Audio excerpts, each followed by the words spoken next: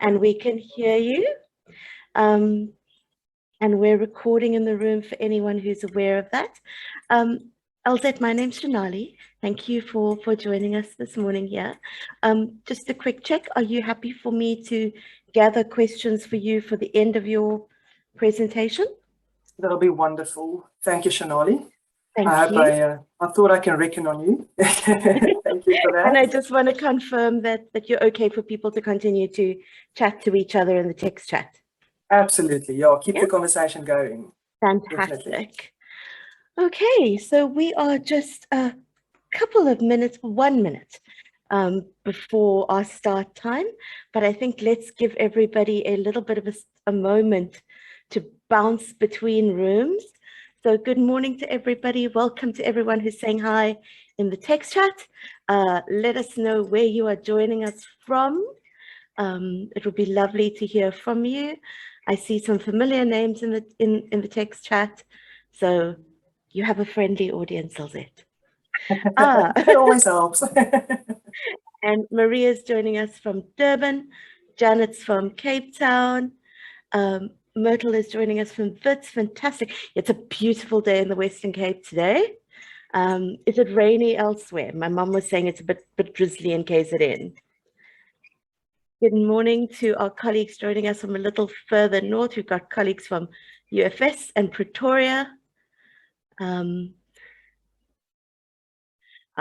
Yes, we're all over the place. So you can let us know what institution you're from, but you can also let us know where you are in the world. Marvelous, Josie. Hello, Jean. So good morning to everybody. It is 8:45. Elzette, I'm going to say welcome and thank you very much for joining us. Elzette's got awesome slides with her institution on it, joining us from Stellenbosch. Welcome to today's session and thank you very much for presenting. And I'm going to hand straight over to you. We'll gather questions in the text chat. Fantastic. Thank you, Shanali. Thank you, colleagues, for this opportunity to share some reflections with you today from the sunny Stellenbosch. This is me, Elzette Roux. And apologies for my colleagues, Firdaus, Ludi-May and Sarah, who are actually the learning designers with their very strong voice built into this presentation. So I'll be representing this voice of ours. So we chose today to reflect a bit on how a new teaching model like a hybrid learning model at Stellenbosch University had an impact on learning design specifically. So just to have a glance at where we're at. So just a bit of an introduction, just to set the framework. How did we get here? And then we'll reflect a bit on learning design at Stellenbosch University. What does that imply? How did this new model of hybrid learning actually impact the space of learning design? And then we'll dig a little deeper in who is this new kid on the block, so to speak, the hybrid learning designer. And we'll reflect upon some challenges and opportunities that we came across within this new hybrid learning space. And then we'll reflect a bit on some, looking back, but also looking forward and sharing some possible guidelines with the rest of the colleagues. And maybe there's something that you can reflect upon within your own context. And then I'll just conclude at the very end. Not to dwindle very long on the recent changes in digital learning, but hello, Speculot. Okay, somebody's mic's open. All right, so where we came from, especially last year and this year more so, but I'm not gonna stand still too long on that because that context very well of emergency remote teaching and learning. And then also at Stellenbosch, we adapted augmented remote teaching and learning. And in these very weird contexts and unfamiliar contexts, which happen predominantly within the online learning space, we found ourselves in a very unfamiliar territory, especially with a face-to-face coming from face-to-face university. Luckily, some of the opportunities we had at Stellenbosch was that some colleagues could draw from prior knowledge, from blended learning, knowledge that they gained, that they could also utilize in these spaces. But the focus for today is more on hybrid learning and this new model of hybrid learning. So at Stellenbosch University, we actually adopted this strategy to present some programs and modules in this hybrid learning space pre-COVID. Now, the interesting part was that we are not, we don't stand apart from our context, and the COVID pandemic and Uitla also had an impact on the experience of this new hybrid learning space that we rolled out quite simultaneously with the COVID pandemic. But the hybrid learning is where teaching and learning predominantly happens online, takes place online, but then we have synchronous face-to-face contact sessions with our students. So therefore, hybrid. Online space, synchronous, asynchronous, but then also face-to-face block sessions where we engage with our students.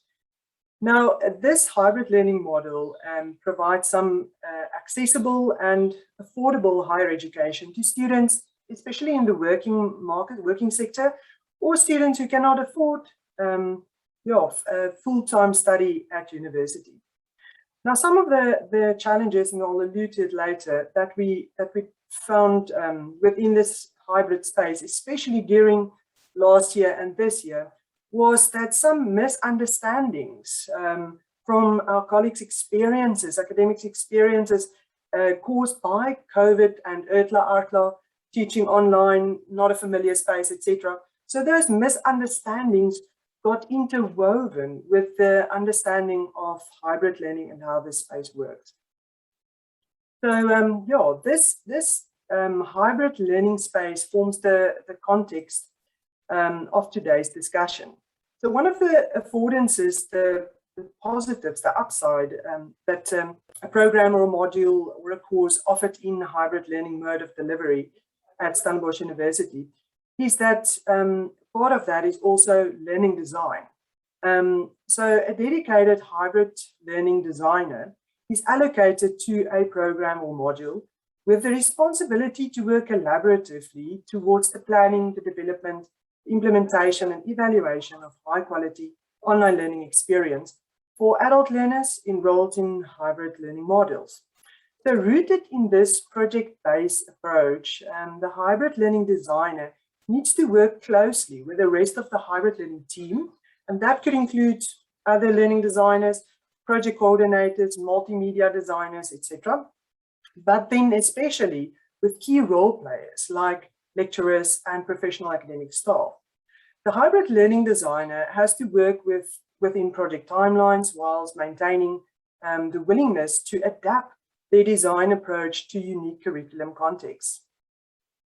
Now also this hybrid learning designer plans hybrid curricula with the academic staff and then structure the academic learning material, create interactive online learning activities, and design attractive course layouts and devise relevant modes of online assessment as well. So when we have a look at who this hybrid learning designer is, we can notice that this hybrid learning mode of delivery with this new teaching model at Stellenbosch University, it had a direct impact on learning design because it created the opportunity for academics in the field of learning design to enrich this space with their knowledge, their skills, and their expertise. So a hybrid learning designer at Stellenbosch University does not only require expertise on how to design and create the ideal learning experience and journey for students, but it also requires a lot of other skills and knowledge too. So when we just have a quick glance at how hybrid learning or learning design rather in the corporate sector looks like, we usually see that learning designers get ready-made content already, or they create their own content, but it sort of fits on this tailor-made platforms that the corporate sector uses.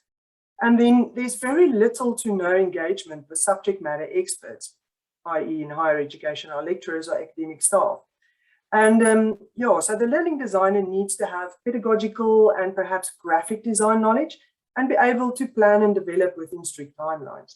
But when we move into this hybrid learning space where we have specific allocated learning design and learning designers per se, we find that there is a different context than that of the corporate sector.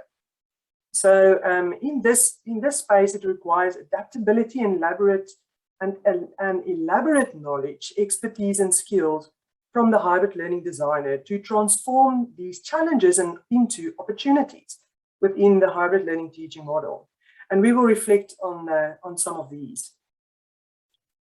So yeah, this is an octopus. So you could say at first glance, the learning designer, one-dimensional sort of, so the learning designer just needs to design learning. But this is not the case, especially not in the hybrid learning space at our university.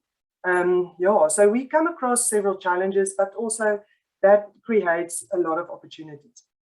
So just to mention a few, we found that within this new relationship with engaging with academics also, who is this new kid on the block? Who is this hybrid learning designer?